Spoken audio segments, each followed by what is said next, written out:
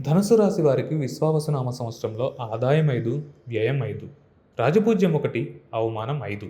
ధనుసు రాశి వారికి ఈ సంవత్సరంలో అనుకున్న పనులు నెరవేరుతాయి.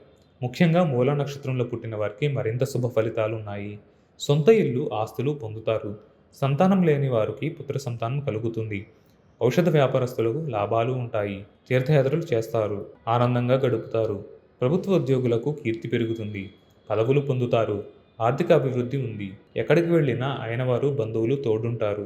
అన్ని రంగాల వారికి అద్భుత కాలమనే చెప్పాలి. క్రమశిక్షణ పెరుగుతుంది.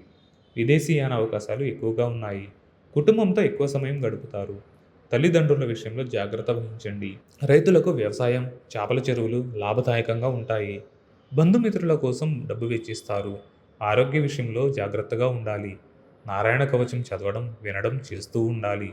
రుద్రాభిషేకం చేయించుకోవడం, లలితా సహస్రనామాలు, విష్ణు సహస్రనామాలు పఠించడం చెప్పుకోదగిన సూచన.